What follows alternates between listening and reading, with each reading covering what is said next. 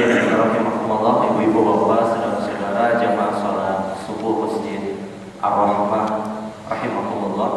Alhamdulillah kita bersyukur kepada Allah Subhanahu wa taala mengawali hari ini kita bersama melaksanakan salat subuh berjamaah. Kemudian kita kembali diberikan kesempatan oleh Allah untuk mengamalkan salah satu perintah Allah, salah satu anjuran Nabi Sallallahu Alaihi Wasallam untuk bersama berhadir pada sebuah kajian agama. Dan ini mudah-mudahan salah satu praktek doa kita yang senantiasa juga diajarkan Nabi Sallallahu Alaihi Wasallam, sebagaimana sebuah riwayat yang dikeluarkan oleh Ummu Salamah adalah Nabi Sallallahu Alaihi Wasallam setiap selesai melaksanakan salat subuh, salah satu doa yang senantiasa membasahi lisan Nabi Sallallahu Alaihi Wasallam adalah beliau berdoa dengan doa Allahumma inni as'aluka ilman nafi'a wa rizqan thayyiban wa 'amalan mutaqabbala.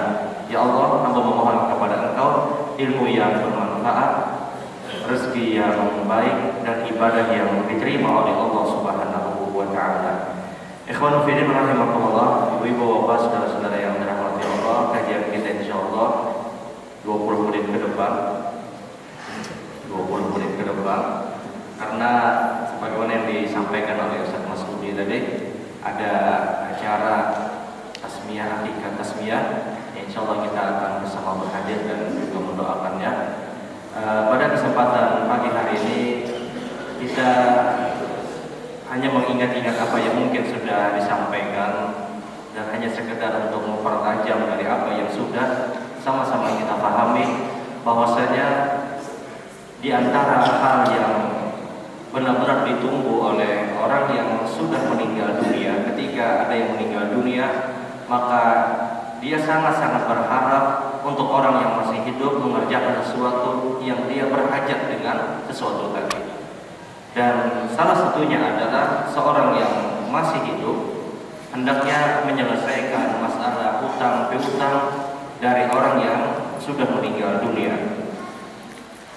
Dan hutang piutang yang dimiliki oleh orang yang sudah meninggal dunia bisa berkaitan dengan hutangnya dia dengan Allah atau berhutangnya dia dengan manusia. Jadi ada kaitannya dengan hablum minallah dan hablum minannas.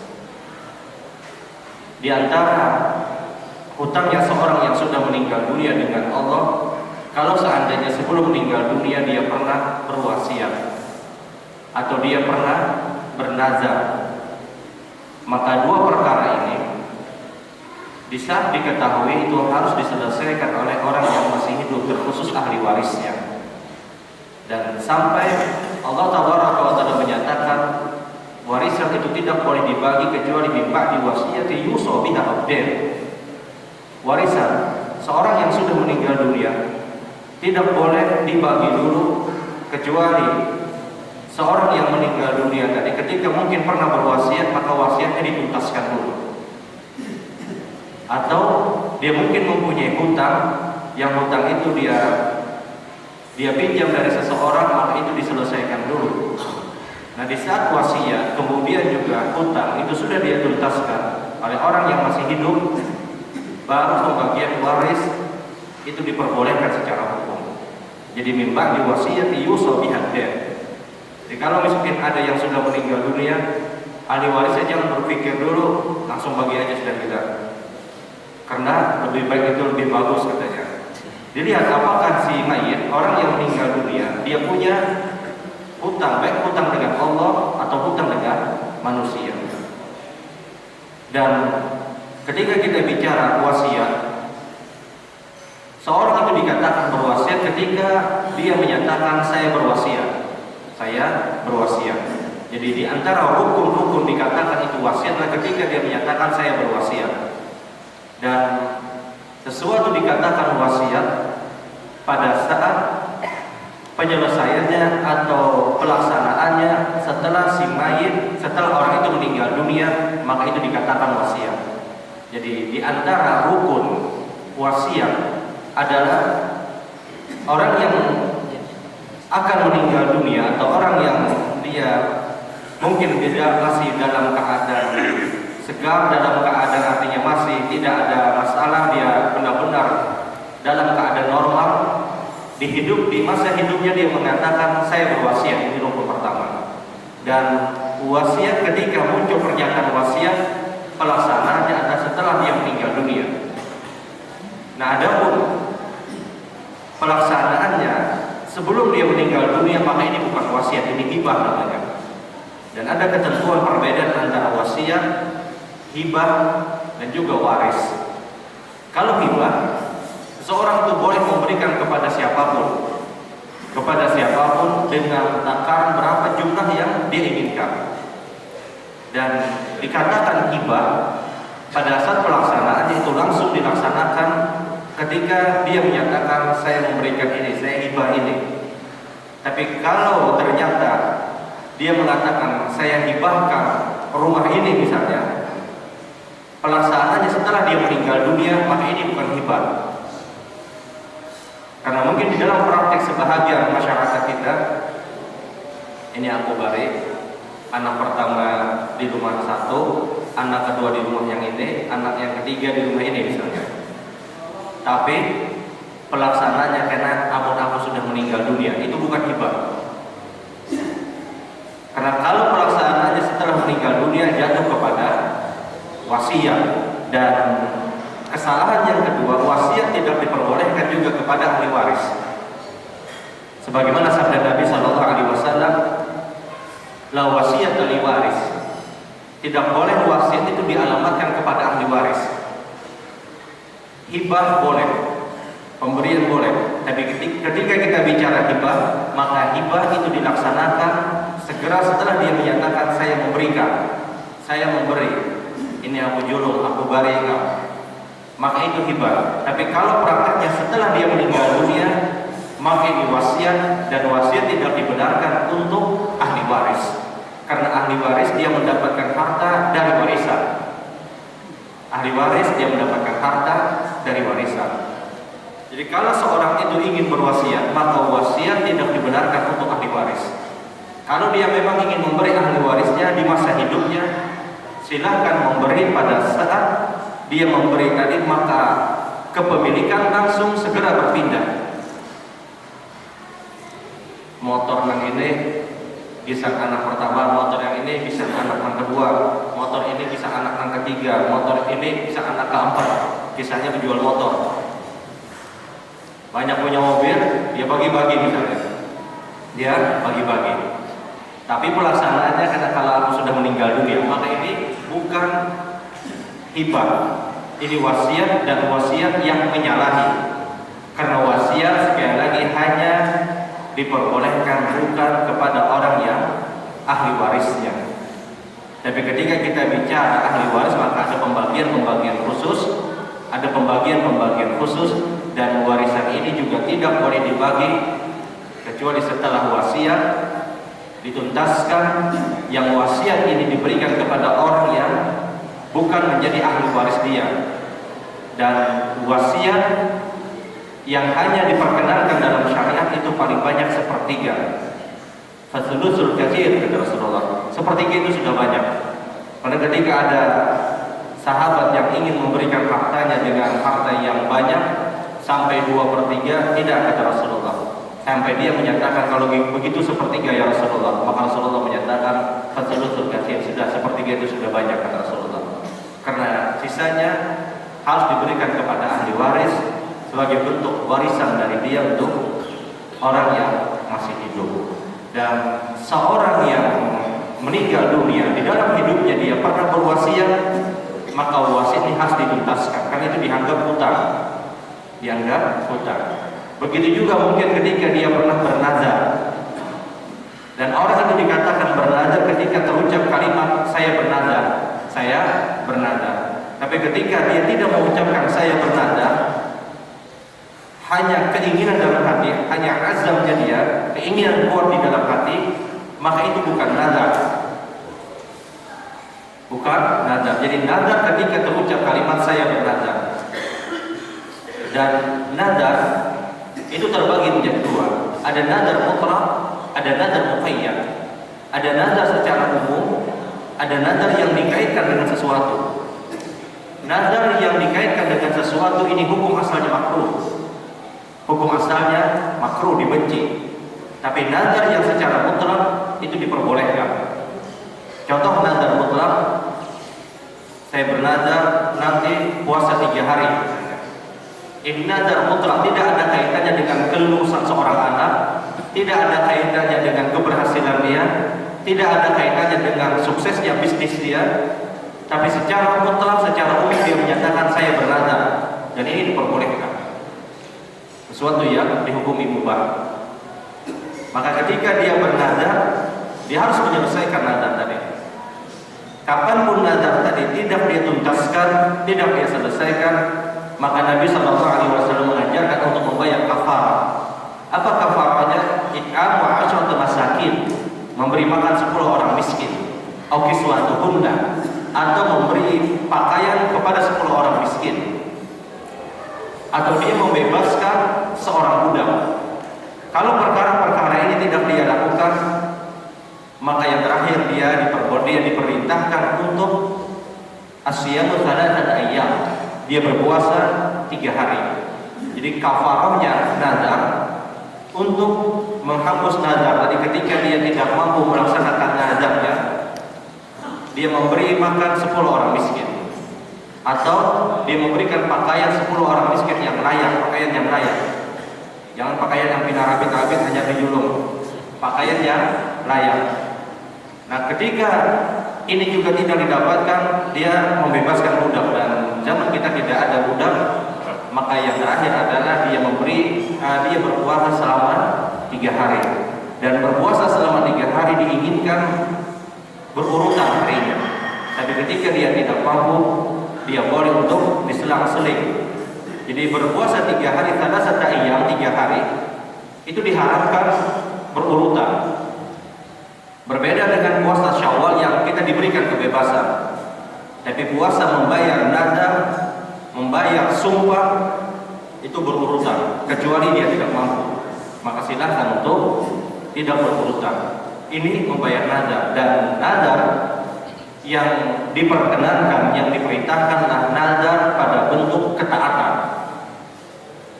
Tapi kalau nazar di dalam kemaksiatan, maka ini diharamkan dan tidak dibenarkan.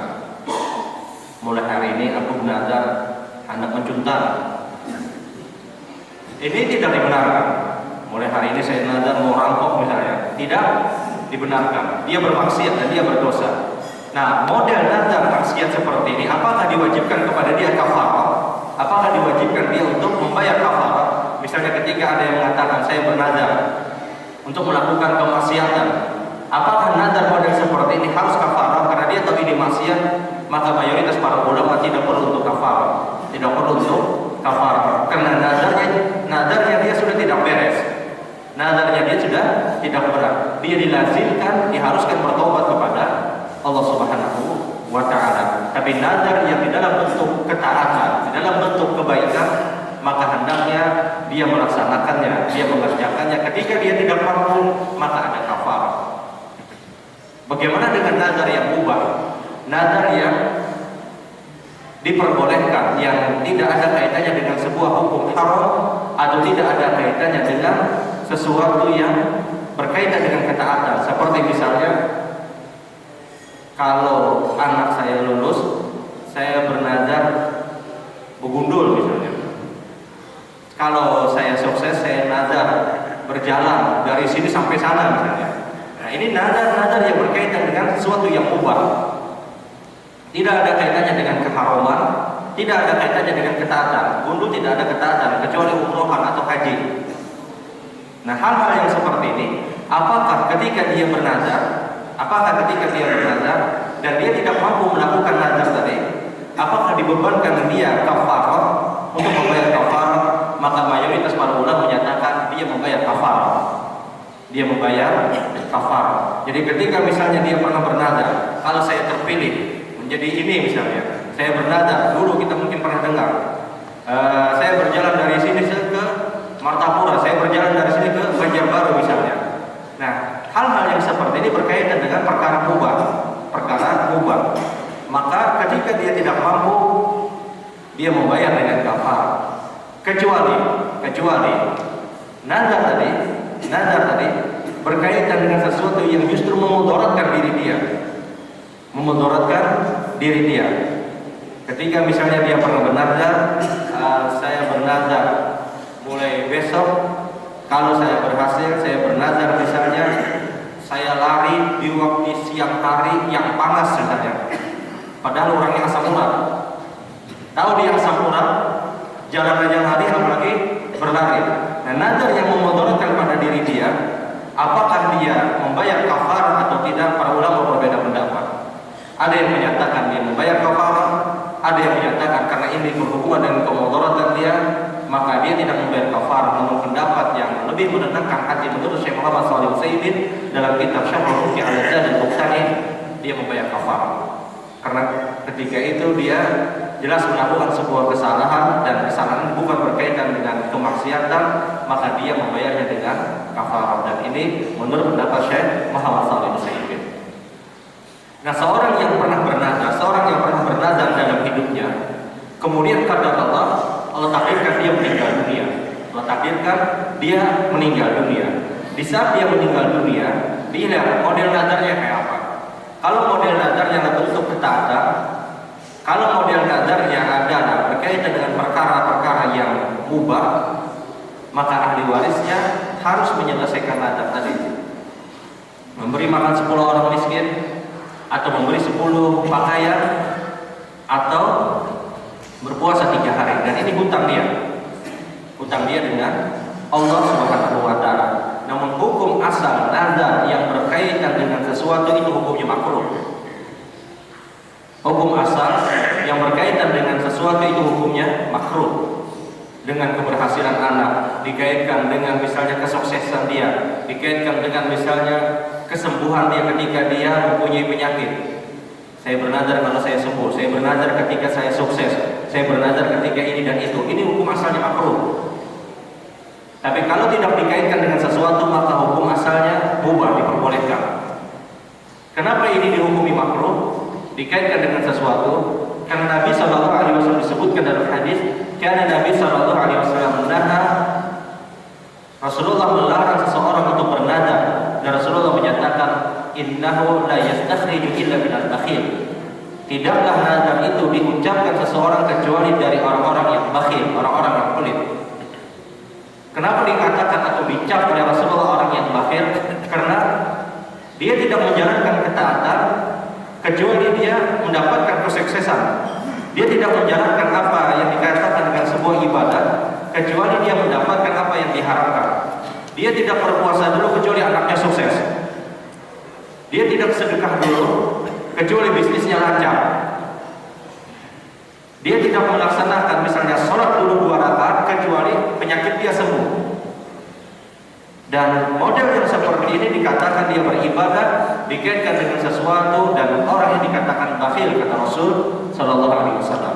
Jadi nazar hukum asalnya yang berkaitan dengan sesuatu itu hukumnya adalah makruh. Tapi ketika sudah diucapkan, maka wajib untuk dilaksanakan. Ketika tidak mampu, dia harus membayar dengan kafarah sebagaimana yang diterangkan oleh Rasul Sallallahu Alaihi Wasallam. Dan ingat, seorang yang bernazar tidak akan pernah mempengaruhi takdir.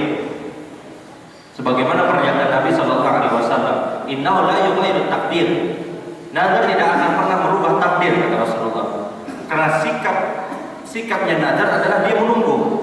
Berbeda dengan doa, itu usaha. Doa itu usaha. Nazar itu sikapnya menunggu. Dia tunggu dulu, ini apa takdir Allah. Oh, ternyata takdir Allah sesuai dengan apa yang diharapkan, baru dilakukan. Oh, takdir Allah tidak sesuai dengan apa yang diharapkan, maka tidak dia lakukan. Ini nazar. Nazar sikapnya menunggu, tapi doa dia berusaha. Sehingga Nabi SAW menyatakan, nazar, kata Rasulullah, tidak akan pernah merubah takdir. Karena itu bukan sebuah usaha. Bukan sebuah usaha. Yang paling nyaman kan Nabi usah bernazar, mau yang sudah dikatakan bakhil oleh Rasulullah, mengalih ahli waris kita. Ya sudah, kalau mau beribadah, ibadah aja. Mau menjalankan ketaatan saja. Sudah siap? Sudah siap. Subhanallahumma wa bihamdika asyhadu an la ilaha illa anta astaghfiruka wa atubu ilaik. Assalamualaikum warahmatullahi wabarakatuh. Ya, kita berdoa dulu kepada Allah Subhanahu wa Ta'ala, mudah-mudahan semua kita dan keluarga yang Bismillahirrahmanirrahim. Alhamdulillahirabbil alamin wa lakal majid wa lakal sana wa lakal kafa. Allahumma shalli ala Muhammad wa ala alihi washabihi ajma'in. Allahumma inna nas'aluka salamatan fid din wal 'afiyatan fil jasad wa ziyadatan fil ilmi wa barakatan fil rizqi. Allahumma inna nas'aluka taubatan qabla al-maut, rahmatan indal maut, maghfiratan ba'dal maut. Allahumma arina al-haqqa haqqan warzuqna ittiba'ahu wa arina al-batila batilan warzuqna ijtinabah. Allahumma tsabbit qulubana 'ala dinika wa ta'atika ya muqallibal qulub. Allahumma arhamna bi rahmatika ya arhamar rahimin. Allahumma hab lana min azwajina wa dhurriyyatina